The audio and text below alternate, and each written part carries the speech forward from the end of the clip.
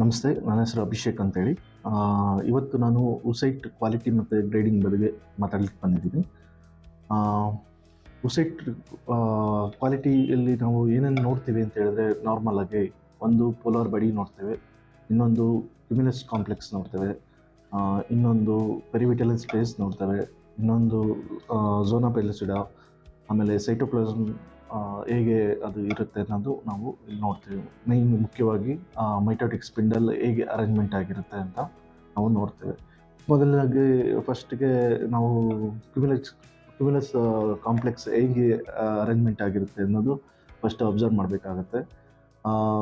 Egg ನಾವು follicular ಫ್ಲೂಯಿಡಲ್ಲಿ ಎಗ್ನ identify ಮಾಡಿ, ಮತ್ತು ಇದು ಇನ್ನೊಂದು ಮುಖ್ಯವಾದ ವಿಚಾರ ಅಂದರೆ ಫ್ಲೂಯಿಡ್, ಫಾಲಿಕ್ಯುಲರ್ ಫ್ಲೂಯಿಡ್ ಹೇಗೆ ಅದು ಜಿಂಕ್ ಲೆವೆಲ್ ಎಷ್ಟಿರುತ್ತೆ ಅನ್ನೋದ್ರ ಮೇಲೂ ಊಸೈಟ್ ಕ್ವಾಲಿಟಿ ನೋಡ್ಬೋದು ನಾವು.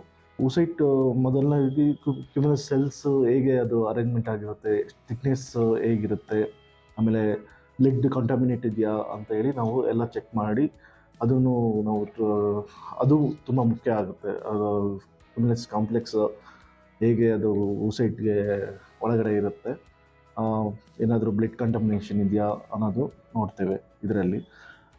ಇದು ಬ್ಲಡ್ ಕಂಟಾಮಿನೇಷನ್ ಇತ್ತು ಅಂತ ಹೇಳಿದ್ರೆ ಊಸೈಟ್ ಕ್ವಾಲಿಟಿ ಮತ್ತು ಅದ್ರದ್ದು ಫರ್ಟಿಲೈಸೇಷನ್ ರೇಟ್ ಮತ್ತು ಎಂಬ್ರಿಯೋ ಫಾರ್ಮೇಷನ್ಗೆ ಅದು ಎಫೆಕ್ಟ್ ಆಗುತ್ತೆ. ಸೊ ಇನ್ನೊಂದು ಅದಾದಮೇಲೆ ಥಿಕ್ನೆಸ್ ನೋಡ್ತೇವೆ. ಝೋನಾ ಪೆಲಿಸಿಡಾ ಅಂತ ಹೇಳ್ತೇವೆ ಇದನ್ನು. ಝೋನಾ ಪೆಲಿಸಿಡಾ ಆ ಥಿಕ್ನೆಸ್ಸಲ್ಲಿ ಎಷ್ಟು ಥಿಕ್ನೆಸ್ ಇರುತ್ತೆ, ತುಂಬ ಥಿಕ್ನೆಸ್ ಇತ್ತು ಅಂತ ಹೇಳಿದ್ರೆ ಸ್ಪಮ್ ಪೆನೆಟ್ರೇಷನ್ ಆಗೋದಿಲ್ಲ. ಸೊ ಅದು ಇಂಪ್ಯಾಕ್ಟ್ ಆಗುತ್ತೆ ಊಸೈಟ್ ಕ್ವಾಲಿಟಿಗೆ. ನೆಕ್ಸ್ಟು ಪೆರಿವಿಟಲಿನ್ ಸ್ಪೇಸಿಗೆ ಬರ್ತೀವಿ. ನೆಕ್ಸ್ಟ್ ಅದಾದಮೇಲೆ ಇಂಟ್ರಾಸೆಲ್ಯುಲರ್ ಮ್ಯಾಟ್ರಿಕ್ಸ್ ಅಂತ ಹೇಳಿ ಹೇಳ್ತೀವಿ. ಸೊ ಪೆರಿವಿಟಲಿನ್ ಸ್ಪೇಸಲ್ಲಿ ಎಷ್ಟು ಸ್ಪೇಸ್ ಇರುತ್ತೆ ಅದರಿಂದನೂ ಮುಖ್ಯ ಆಗುತ್ತೆ. ಅದಾದಮೇಲೆ ನಾವು ಪೋಲಾರ್ ಬಾಡಿ ನೋಡ್ತೇವೆ. ಪೋಲಾರ್ ಬಾಡೀಲಿ ಹೇಗೆ ಅದು ಬಿಗ್ ಸೈಜ್ ಇದೆಯಾ, ಸ್ಮಾಲ್ ಸೈಜ್ ಇದೆಯಾ, ಇದರಲ್ಲಿ 23 ಪೇರ್ಸ್ ಕ್ರೋಮೋಸೋಮ್ಸ್ ಅರೇಂಜ್ಮೆಂಟ್ ಇರುತ್ತೆ ಫ್ರಮ್ ಮೆಟರ್ನಲ್ ಕಡೆಯಿಂದ. ಸೊ ಇದು ಮೇಯ್ನ್ ಮುಖ್ಯ ಪಾತ್ರ ಆಗುತ್ತೆ ಊಸೈಟಲ್ಲಿ. ಪೋಲಾರ್ ಬಾಡೀಲಿ ಹೇಗೆ ಅದರಿಂದನೇ ನಾವು ಊಸೈಟ್ ಮೆಚುರಿಟಿನ ನಾವು ತಿಳ್ಕೊಳ್ಳೋದು. ಸೊ ಇಲ್ಲಿ ಪೋಲಾರ್ ಬಾಡಿ ಸ್ಮೂತ್ ಆಗಿದೆಯಾ, ಇಲ್ಲ ಬಿಗ್ ಇದೆಯಾ, ಸ್ಮಾಲ್ ಇದೆಯಾ, ಇಲ್ಲ ಫ್ರ್ಯಾಗ್ಮೆಂಟೆಡ್ ಇದೆಯಾ ಅನ್ನೋದನ್ನು ನಾವು ಪೋಲಾರ್ ಬಾಡಿಲಿ ಅಬ್ಸರ್ವ್ ಮಾಡ್ತೇವೆ. ಅದಾದಮೇಲೆ ಪೆರಿವಿಟಲಿನ್ ಸ್ಪೇಸಲ್ಲಿ ಏನಾದರೂ ಸ್ಪೇಸ್ ದೊಡ್ಡದಾಗಿದೆಯಾ, ಇಲ್ಲ ಏನಾದರೂ ಗ್ರ್ಯಾನ್ಯುಲೇಷನ್ಸ್ ಇದೆಯಾ, ಫ್ರ್ಯಾಗ್ಮೆಂಟೇಷನ್ ಇದೆಯಾ ಅಂತಾನು ನಾವು ಚೆಕ್ ಮಾಡ್ತೇವೆ. ಇನ್ನೊಂದು ಸೈಟೋಪ್ಲಾಸಮಲ್ಲಿ ನಾವು ಸುಮಾರು ರೀತಿ ಅಬ್ನಾರ್ಮಲಿಟೀಸ್ ನೋಡ್ತೇವೆ. ಇಲ್ಲಿ ಮೇಯ್ನಾಗಿ ಸೈಟೋಪ್ಲಾಸಮ್ ಮೆಚುರಿಟಿ ಫಸ್ಟ್ ನಾವು ನೋಡ್ತೇವೆ ಹೇಗಿದೆ ಅನ್ನೋದು. ಆಮೇಲೆ ಥಿಕ್ನೆಸ್ ನೋಡ್ತೇವೆ ಸೈಟೋಪ್ಲಾಸಮಲ್ಲಿ.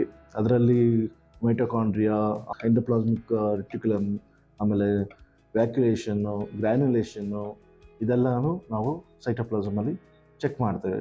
ಇದೆಲ್ಲ ಆದಮೇಲೆ ಮೈಟೋಟಿಕ್ ಸ್ಪಿಂಡಲ್ ಅಂತ ನಾವು ಹೇಳ್ತೇವೆ. ಇದು ಅಷ್ಟೇ ಪೋಲಾರ್ ಬಾಡಿ ನೆಕ್ಸ್ಟಲ್ಲಿ ಸೈಟೋಪ್ಲಾಸಮಲ್ಲಿ ಇರುತ್ತೆ. ಸೊ ಇದು ಏನಾಗುತ್ತೆ, ಇದರಲ್ಲಿ ನಾವು ಪೋಲರೈಸ್ಡ್ ಮೈಕ್ರೋಸ್ಕೋಪ್ ಯೂಸ್ ಮಾಡ್ಕೊಂಡು ನಾವು ನೋಡಿದ್ರೆ ನಮಗೆ ಗೊತ್ತಾಗುತ್ತೆ ಸ್ಪಿಂಡಲ್ ಎಲ್ಲಿದೆ, ಎಲ್ಲಿ ಲೊಕೇಟೆಡ್ ಆಗಿದೆ ಸೈಟೋಪ್ಲಾಸಮಲ್ಲಿ ಅನ್ನೋದು. ಸೊ ಇದು ಎಲ್ಲ ಸೇರಿ ಒಂದು ಗುಡ್ ಕ್ವಾಲಿಟಿ ಊಸೈಟ್ ಹೇಗಿರುತ್ತೆ, ಇರಲ್ಲ ಅನ್ನೋದು ನಾವು ಐಡೆಂಟಿಫೈ ಮಾಡ್ತೇವೆ. ಇದರಲ್ಲಿ ಸುಮಾರು ರೀತಿ ಗ್ರೇಡಿಂಗ್ಸ್ ನಾವು ಮಾಡ್ತೇವೆ ಊಸೈಟಲ್ಲಿ. ಒಂದೊಂದು ಥಿನ್ ಸೈಟೋಪ್ಲಾಸಮ್ ಇರುತ್ತೆ, ಥಿಕ್ ಝೋನಾ ಪೆಲಿಸಿಡಾ ಇರುತ್ತೆ, ಪೆರಿವಿಟಲಿನ್ ಸ್ಪೇಸು ಲಾರ್ಜ್ ಇರುತ್ತೆ, ಆಮೇಲೆ ಪೋಲಾರ್ ಬಾಡಿ ಫುಲ್ಲಿ ಫ್ರ್ಯಾಗ್ಮೆಂಟೇಷನ್ ಇರುತ್ತೆ, ಇಲ್ಲ ಬಿಗ್ ಪೋಲಾರ್ ಬಾಡಿ ಇರುತ್ತೆ, ಇಲ್ಲ ಪೆರಿವಿಟಲಿನ್ ಸ್ಪೇಸಲ್ಲಿ ತುಂಬಾ ಫ್ರ್ಯಾಗ್ಮೆಂಟೇಷನ್ಸ್ ಇರುತ್ತೆ.